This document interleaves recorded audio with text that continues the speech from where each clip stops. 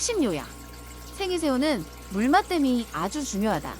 생이새우가 한꺼번에 죽는 이유는 pH 쇼크와 산소 부족이다. 또는 바퀴벌레나 모기약 때문이다. 생이새우가 한 마리씩 죽는 이유는 물맛댐을 안 했거나 수온 쇼크이다. 그것도 아니면 판매하는 수족관에서 pH 쇼크나 산소 부족, 수온 쇼크를 맞은 개체이다. 즉, 처음부터 안 좋았던 생이새우였다. 생이새우는 토종민물새우로 수족관의 이끼 제거를 아주 잘하고 거북이, 가재, 대형어 등의 생먹이로 많이 사용됩니다. 생이새우를 주문해 택배로 받은 택배 박스 안을 보면 더위에 약한 탓인지 아이스팩을 넣어서 왔습니다. 여기서 조심해야 됩니다. 나의 수족관 온도는 현재 26도, 택배 박스 안에 생이새우가 포장된 물의 온도는 약 15도 수온 차이가 많이 납니다. 여기서 바로 넣게 되면 당장은 괜찮지만 시간이 지난 뒤 한 마리씩 죽게 될 것입니다.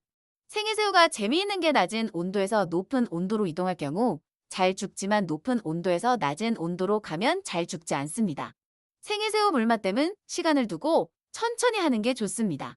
보통은 수족관 위에 띄워주고 10분 뒤 수족관 안으로 넣어주시는데 이렇게 하면 위에서 말한 것처럼 한 마리씩 죽습니다.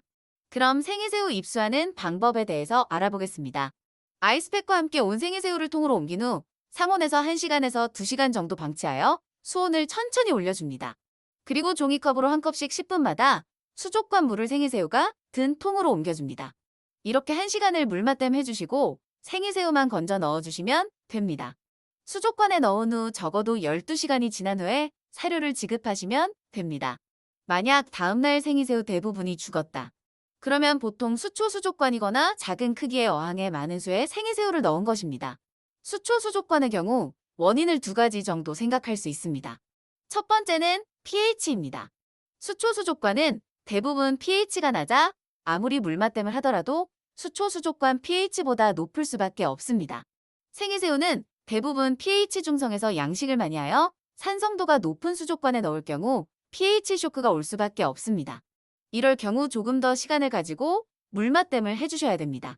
두 번째는 산소 부족입니다. 생이새우는 생각보다 수질에 강합니다. 수질로 인해 죽는 경우는 그렇게 많지는 않습니다.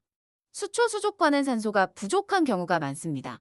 수초 수족관의 경우 기본적으로 산소를 공급해주는 경우가 적으며 스펀지 여과기나 측면 여과기보다는 외부 여과기를 많이 사용하고 키우는 물고기 수가 적어 산소가 부족한 것을 알지 못했을 가능성이 큽니다.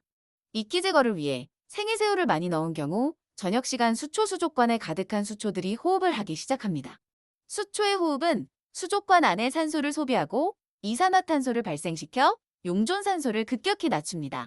이러면 생이새우들이 산소 부족을 느껴 한꺼번에 죽는 것입니다. 다음은 작은 수족관에서 생이새우가 한꺼번에 죽는 현상입니다. 수초어항과 마찬가지로 pH 쇼크와 산소 부족입니다. 작은 어항에 2년 이상 된 오래된 스펀지 여과기가 있다면 생이새우를 넣고 몇 주 후 pH가 급속도로 낮아져 한꺼번에 죽는 경우가 발생할 수 있습니다.